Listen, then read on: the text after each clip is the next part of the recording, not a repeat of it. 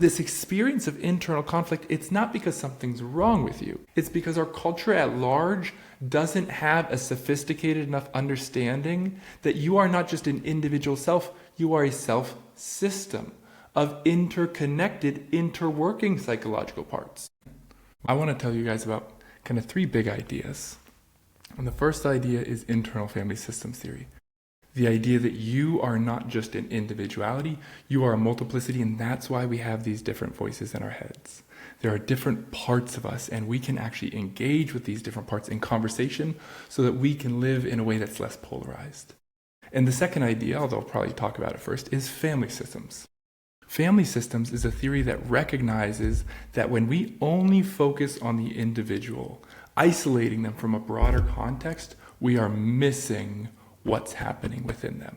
And family system postulates that oftentimes when we have a hyper-focus on the individual and their symptoms or the emotional difficulties that they're having, we miss what's actually going on. Because oftentimes individuals that are very emotionally sensitive, who manifest symptoms of anxiety and depression, what is really happening is that they are manifesting these symptoms emotionally of a much broad systemic dysfunction. So we're going to talk about internal family systems, how we come to internalize these voices, the different parts of us. We're going to talk about external family systems, the environment that we grow up in, how it affects us, some of the rules and ways that those external family systems operate.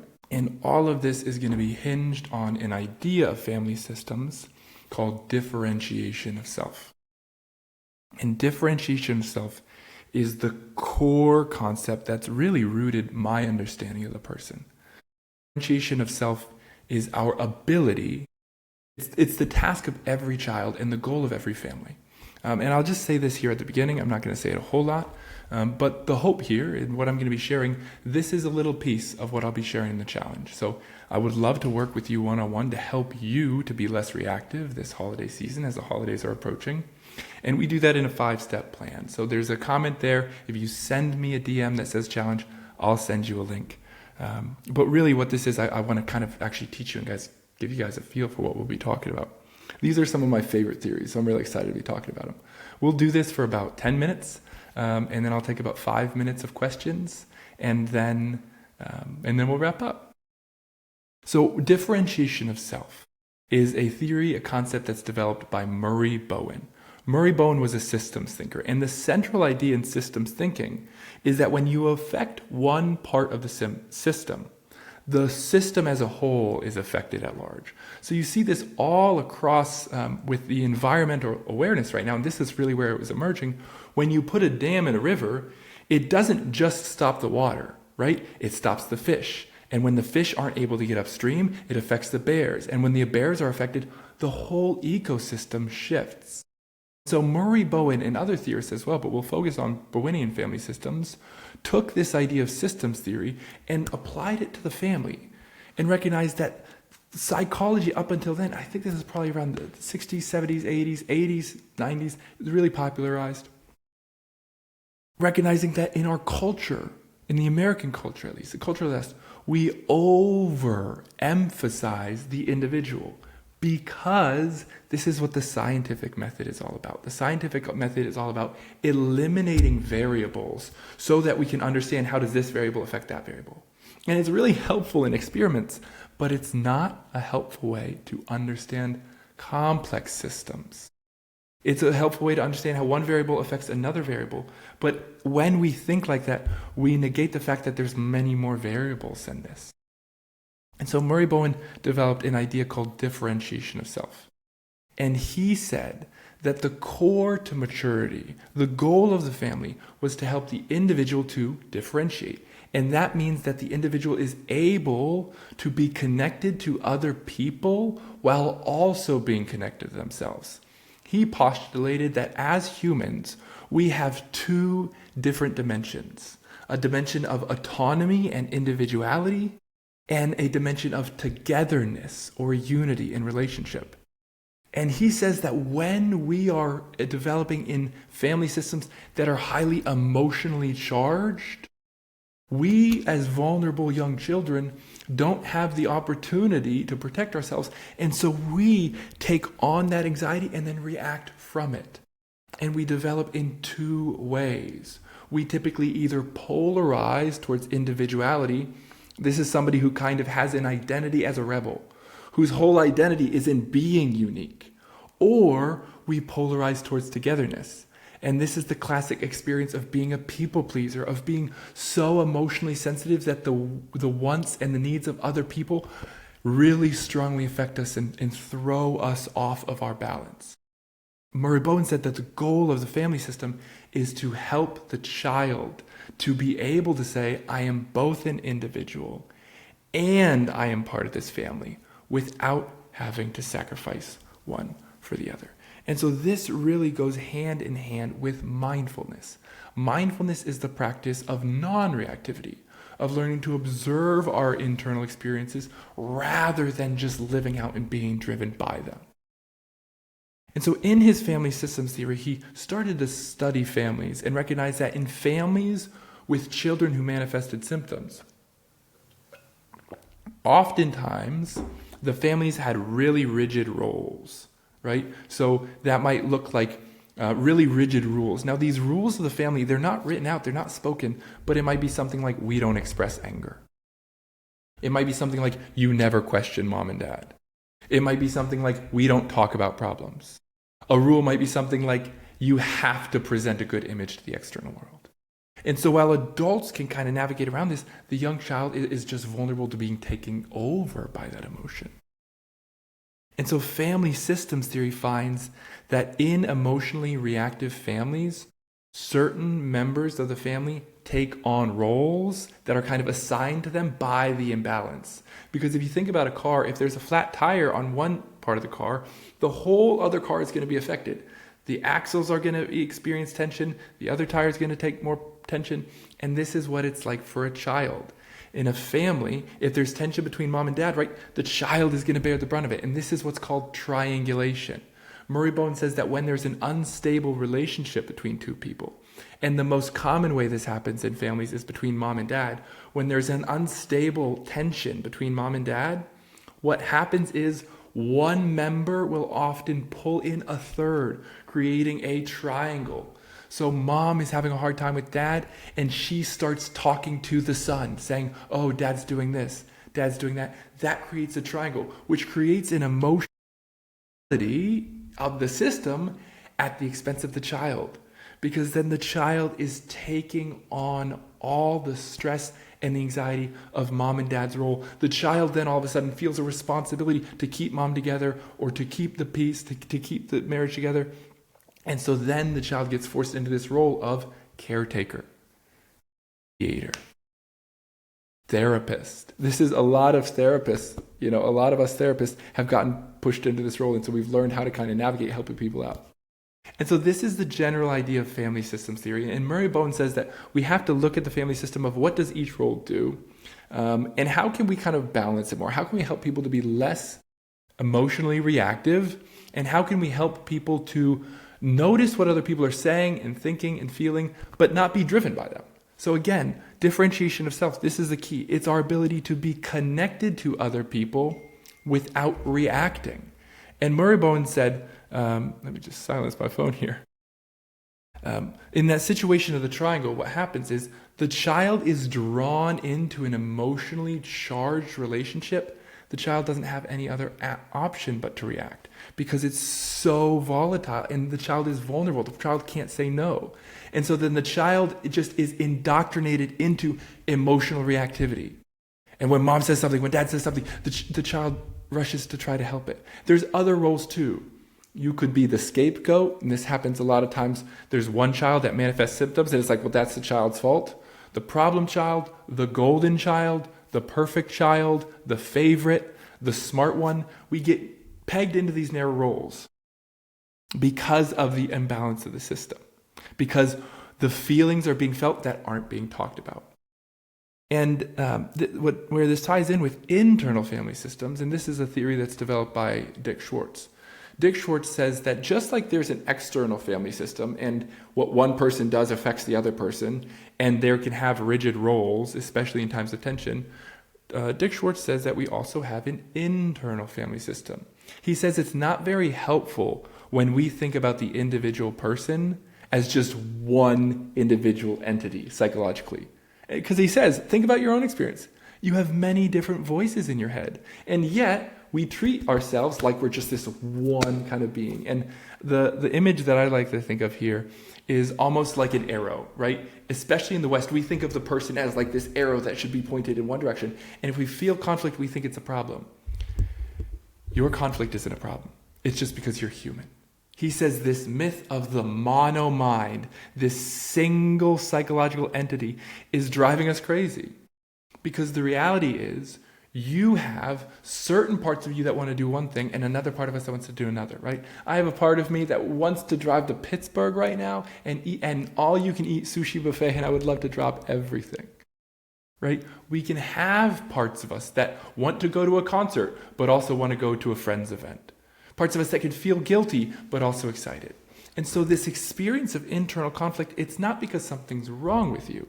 It's because our culture at large doesn't have a sophisticated enough understanding that you are not just an individual self, you are a self system of interconnected, interworking psychological parts, right? You have parts of you that know how to show up at work. You have parts of you that know how to relax.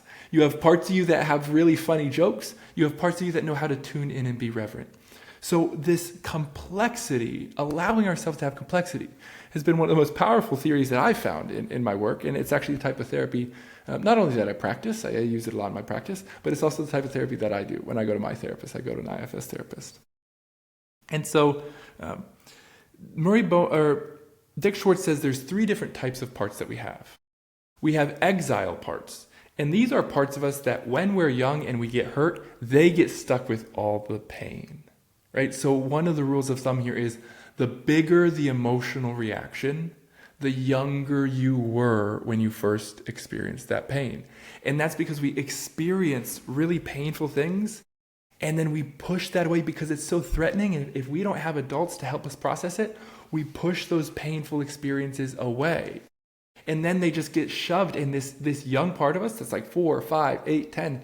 It's like a 10-year-old part of us that's just stuck with all the sadness, all the rejection, all the hurt. He says then there's another part of us that takes on the role of what's called the manager. And the job of the managers is to keep anxiety away. So these are the parts of us that can have perfectionistic standards, the interior critic, the voice, the role. Megan, if you send me a DM challenge, if you DM me the message, not a comment, to my account, I'll send you the link. These parts of us, these critical voices, the job of the critic is actually to protect us from criticism. And Dick Schwartz says that every single part of us is good. Every part of us has an underlying good intention. They're trying to take care of us. And this is really important. We have to understand that these parts have good intentions. It doesn't mean that their execution is helpful. But these are adaptive skills that we learned that helped us get through a situation once that now we might not need anymore. But the way the critic protects us oftentimes is the critic says, well, if you exist in an environment where you show vulnerability and you're going to get criticized from the outside, the interior critic says, I'm going to take on the job of criticizing you so that you don't say or do something vulnerable and get criticized from them. So the interior critic, even though we feel like it's this harsh voice, we can actually learn to turn towards that critic. Listen to what it's saying. Listen to how it got stuck with that job. And each of our parts has a burden, right? So the interior critic's burden is this extreme, rigid role of negativity. When our parts are burdened, they're not able to share their natural resourceful qualities with us. And so the work in IFS is coming to learn how to conversate with the parts, how to talk to the parts. If you DM me the word guide, I'll send you a 6-step guide that lays out the steps for talking to a part. And I like to use this through journaling. I'll talk about that a little bit more in another place, but we'll stay with the theory here. So we have exiles, and exiles are the young parts of us that their burden is they get stuck with all the painful emotions that come up. They get pushed away. And then managers are the parts of us that keep the pain away. So the manager's job is to keep the painful feelings of shame or embarrassment or fear. Tracy, if you send me a DM, I'll send it to you. You have to send it to my account, not just on the live. So DM me after the call. But if you, these vulnerable young parts of us hold all the pain. The manager's job is to manage. They run the day-to-day operations. And then there's a third part that Dick Schwartz talks about. The third part of the internal family system is the firefighter. And firefighters are exactly what they sound like. They are the emergency responders that when the shame or the pain or the sadness of the exiles breaks through to consciousness, the firefighters rush in and they do not care about the damage they do. All they care is getting your consciousness away from the pain. They're trying to protect us, but this is why, because they don't really care how it happens, they can do this in really extreme ways. So these are the examples of binging, purging, addictions, substances, addictions to sexual addictions to our phone, numbing, cutting, all these really extreme ways. Those firefighters are trying to say, oh, I'm just trying to get you away from that pain. And so they come in, and then the very difficult part of this is afterwards, the firefighters do their job, they kind of dissociate. Say something about India. I like India. I was in Calcutta once, Manshi. The firefighters come in, they dissociate, and then what happens is the managers emerge again, and then the managers feel even more shame, so they try to keep the exiles even further away, and it's just this vicious cycle. So these parts of us, just like the external family system, these parts of us get forced into extreme roles. And when one part of us gets hurt, the other parts of us kind of have to, counterbalance that. This is why it's really easy to feel like, I don't know what came over me. I feel like I was just in a trance. I feel like I was just overwhelmed. Why we have these flashbacks, because these are parts of us that are still stuck in those moments. And so if you want a guide on how to talk to these parts, just send me a message. I'll send you a guide. Send me a message after the call. But the beauty here is that when we understand that we're operating not just as this one individual entity, but as a self-system, we can understand that this system makes sense. You make sense. You're not crazy. As Viktor Frankl said, the normal experience to an abnormal situation is abnormal behavior. The extreme feelings you have, you're not crazy. You just haven't learned how to process them. And this is one of the reasons why we can get so easily triggered by something that it feels like it doesn't make sense. It does make sense, because these young parts of us are triggered by similar experience that first initiated that painful experience in the first place. So in IFS, what we do is we become aware of our internal system, of these different parts of us, and then we learn to develop self-leadership. And this is the hinge. It's differentiation of self. Right? We're learning to be non-reactive. So just like in the family system, we help the family system by becoming non-reactive. In the internal system, we help that by becoming less reactive as well. And so this is where I like the practice of mindfulness, because mindfulness is that practice where we learn to be less emotionally reactive and driven and able to observe our intense emotional space without caving to them.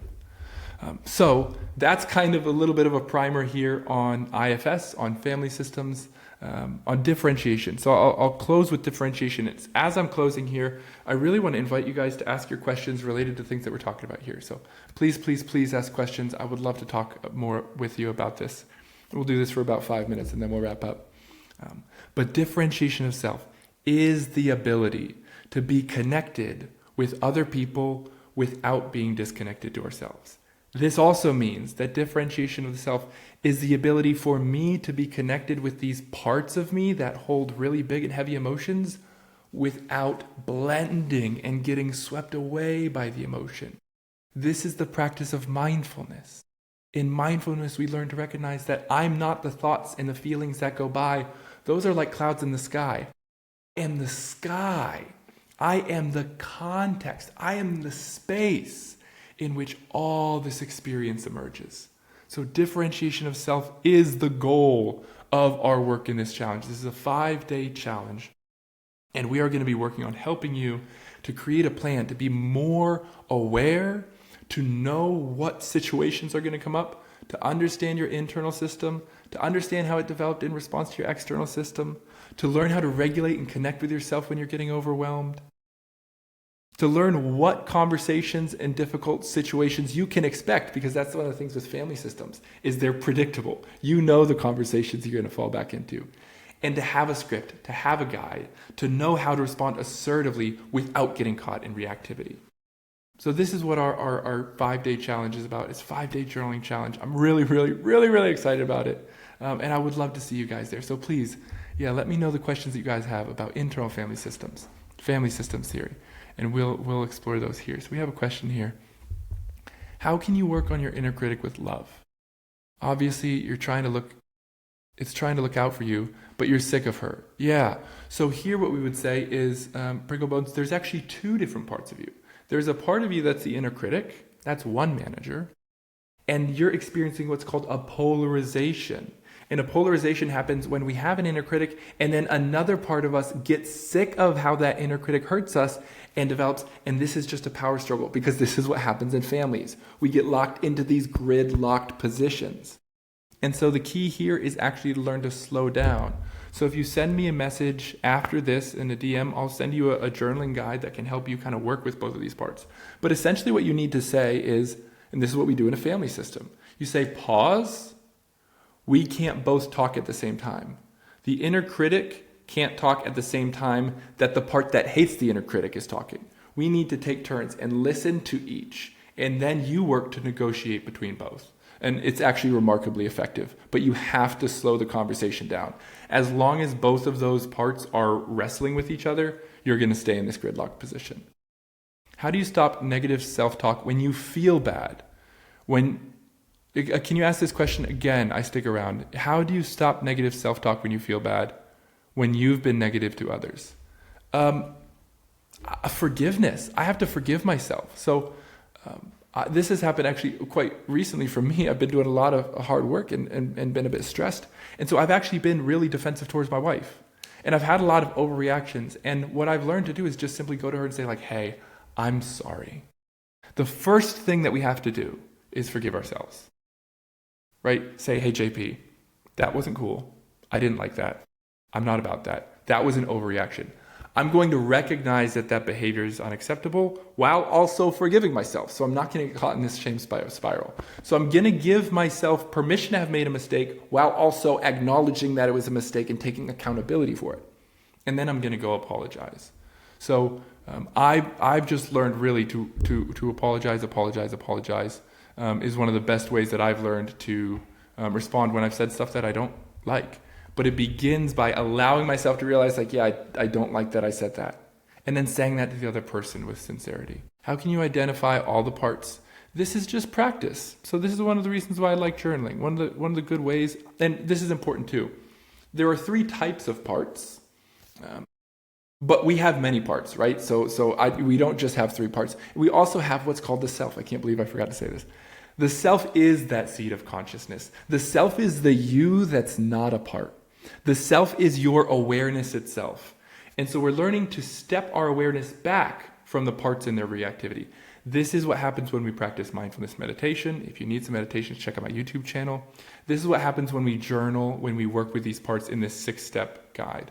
So the 6 steps are to find the part, to kind of notice where does it need attention, to focus on it, notice how it's showing up in my body, to flesh it out, to see in greater detail how this part, whether it's a voice, whether it's a feeling, because these parts are stuck and stored in our bodies.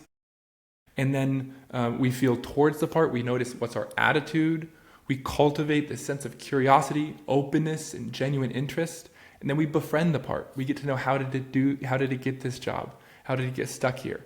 And then finally, we ask this part, what are you afraid would happen if you stopped doing your job? So that's one of the things that we do there in terms of identifying our parts. So great, guys. Well, this has been really good. I hope you guys have enjoyed it. I've enjoyed it. I really like doing these. Is the link for your YouTube in your bio? It is. Yes, the link for my YouTube is in my bio. So please, if you all, there's 2 resources here. If you're interested in doing this challenge with me, I would love to see you there. Because intention isn't enough. We can all say, oh, I want to do things differently this year around my family. But intention is not enough. When I was doing research on automaticity, what I found in the research is that when we set intention consciously, it gets overridden by the environment that we're in. Because environment is a greater predictor of our behavior than our intention. This is why a plan is important. Because when we create a plan, we're taking into account the environment around us and choosing intentionally, how am I going to respond not just to the situation, but to the environment itself. So that's what this holiday resilience challenge is. It's a 5-day challenge where we're going to use journal prompts. I'm going to be walking with you, helping you to identify the stuck spots, helping you to understand yourself, helping you to understand your reactions, and I'm going to be walking with you. So I'll be sending messages. You need action. That's right, Pearson. I'm going to be walking with you. I'm going to be doing this challenge with you. There's journal prompts each day to help you gain awareness of the system. There's guides to help you understand how to work with these parts.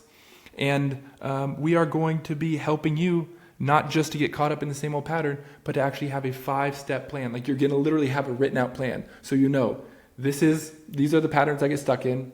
These are the common patterns in my family. These are the conversations that I know are going to come up. Here's how I'm going to respond in a differentiated way, a non-reactive way. And here's how I can step into a new role. And so we're going to do that. I'm going to do that with you all through journaling. And so if you would like to join me, I would love for you to join me. I would love to work one-on-one with you. I'm going to be in the group chats. I'm going to be sending you guys message. There's a community aspect to this as well. I'd love to help you make this plan because it's really part of this is that it's something that I found, right? My experience over and over again. I was like, I'm going to do different. Or I learn all this stuff in psychology. I learn all this stuff in therapy. And it's so easy for me to just step through those doors and turn into a 14-year-old again. The same reaction, the same overreaction. So that's why I'm creating this plan, because it's a resource that I wish I had. It's a resource I wish my clients had. It's a resource that I want you to have. So that's what this is all about. So if you're interested, please come join me. I would love to help you. You can DM me after this live. You can DM me the word challenge, and I will send you a link to the challenge. And then if you're interested in that 6-step guide, the guide for journaling, for how to talk to our parts, just send me the word guide, DM me the word guide, and I would love to share with you. So thank you all for being here, and I hope you take good care.